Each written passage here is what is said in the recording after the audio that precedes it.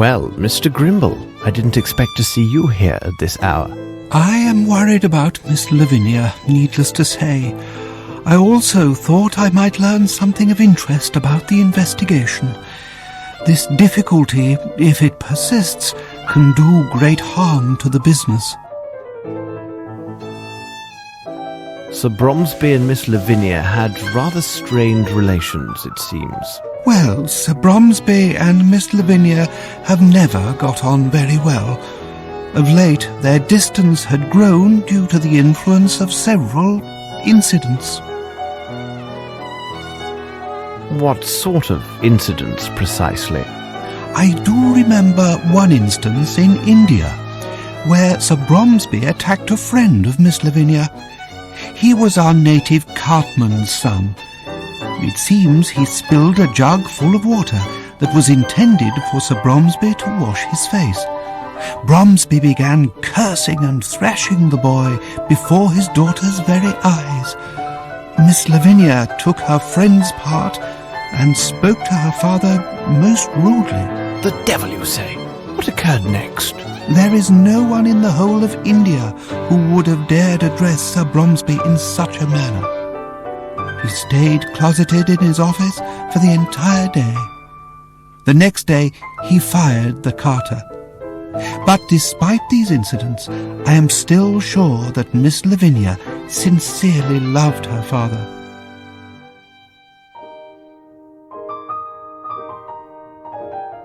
I'm sorry, but I have to go. All right, as you wish. I shall remain here.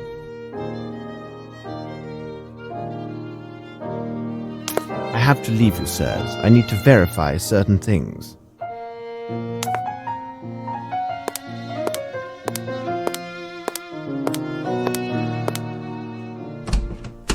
The more we consider the facts of this affair, the more mysterious it becomes.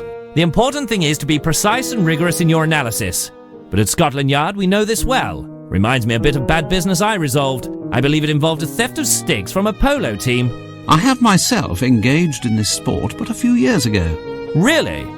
Do you enjoy the sport of polo, Mr. Grimble? No. You cannot imagine the benefits of this sport. To achieve perfect form and union, man with horse. A little like the waltz, eh? Exactly. Except that with this sport, mounting is at full speed, which complicates things singularly. I don't follow you. The team from Brixton, in my opinion, is the finest example of how polo should be played. Perhaps they may well be. But what would you say about that last match of the Old Goats Rangers? They were absolutely splendid. But what of the Brixton team? Weren't they the cause of some ruckus about a matter of corruption?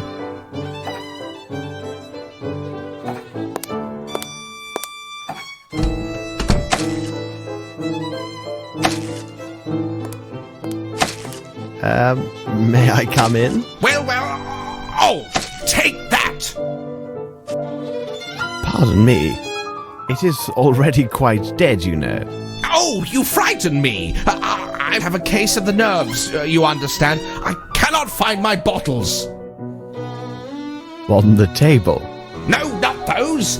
That is a poor vintage. The 2 bottles that the old crab, God rest his soul, ordered up from London for the party.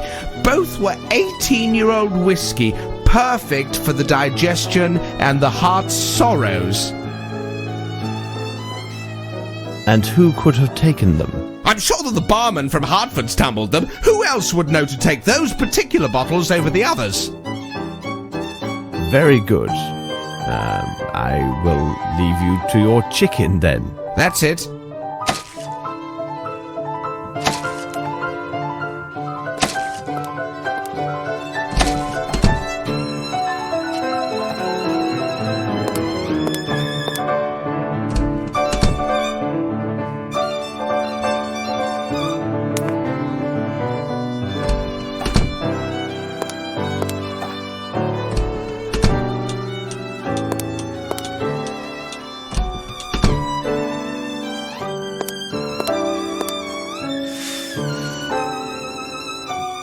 To whom does this belong?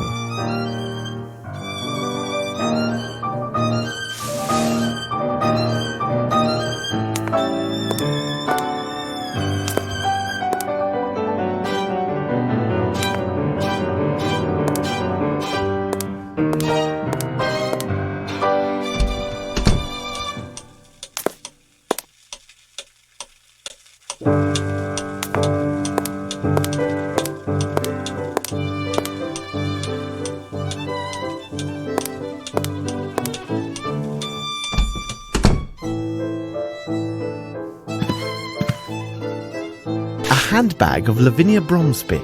I do not favour ransacking a lady's personal property, but I think she will be understanding. A programme for the London Opera.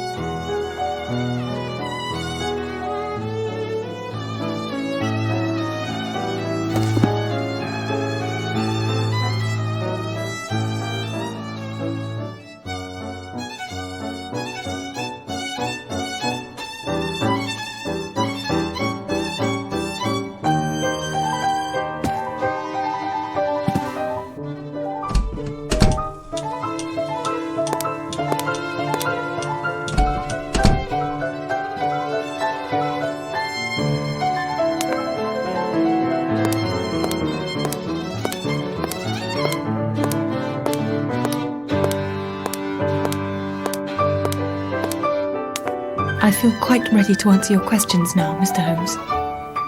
Yesterday I was not in my right senses. I do want to encourage you on the sound advice of Mr. Grimble. He explained to me that everything my father built during his entire life may collapse unless this gossip ceases and this matter is resolved.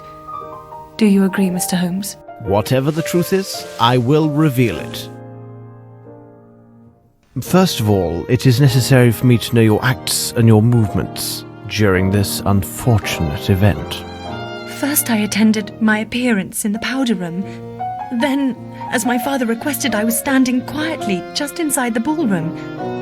I powdered my face one last time while everyone, including myself, was watching my father. Suddenly, I heard this noise from behind me, and then I saw my father stagger and fall. Oh, my dear Lord. So I ran to his side and found that he was dead.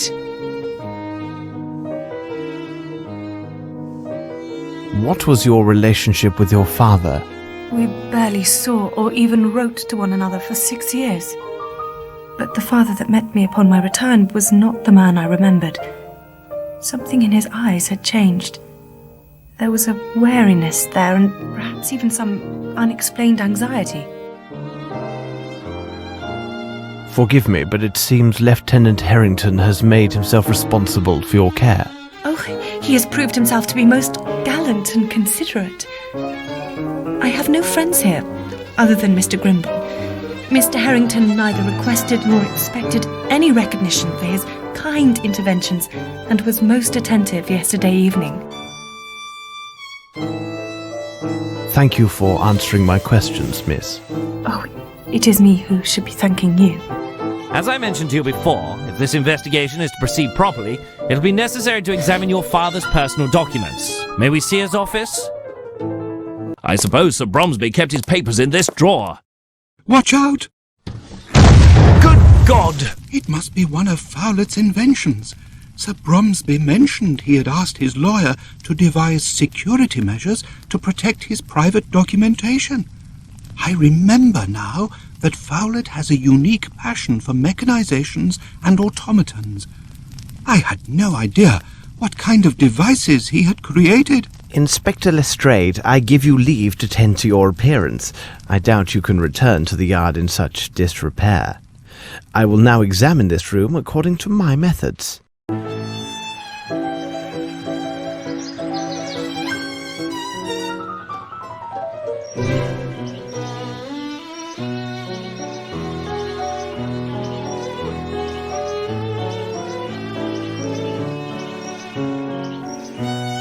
A Masonic symbol, no doubt.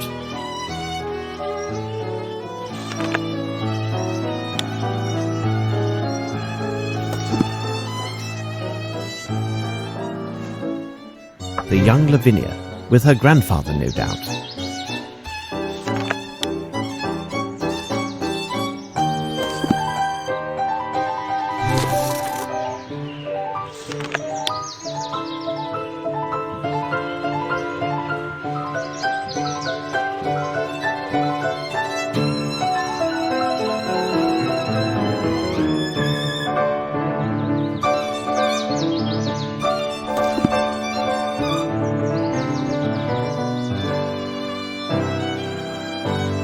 A page from this book has been marked.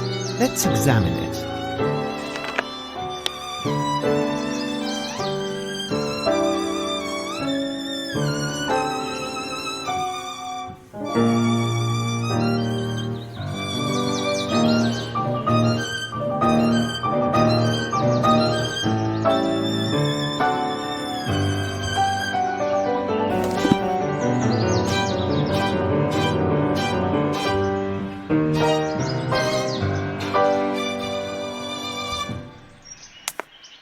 This bridge is quite impressive. It must have been a considerable undertaking.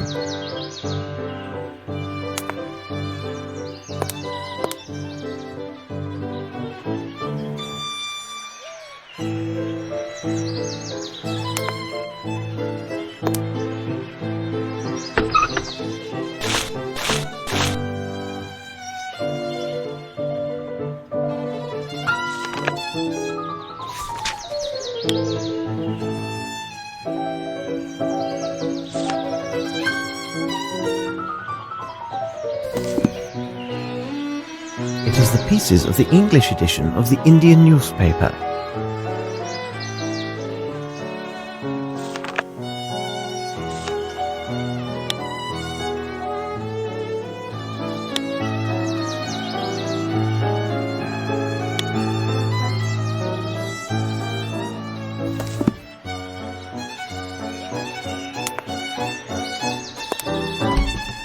Look here, this message just came for me.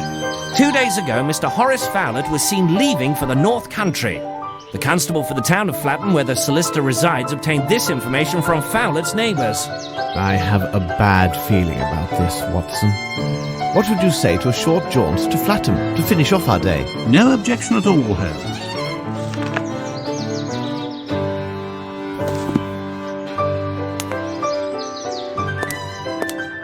A remarkable portrait of the late Sir Bromsby. Ideal spot for a hiding place. Obviously impossible.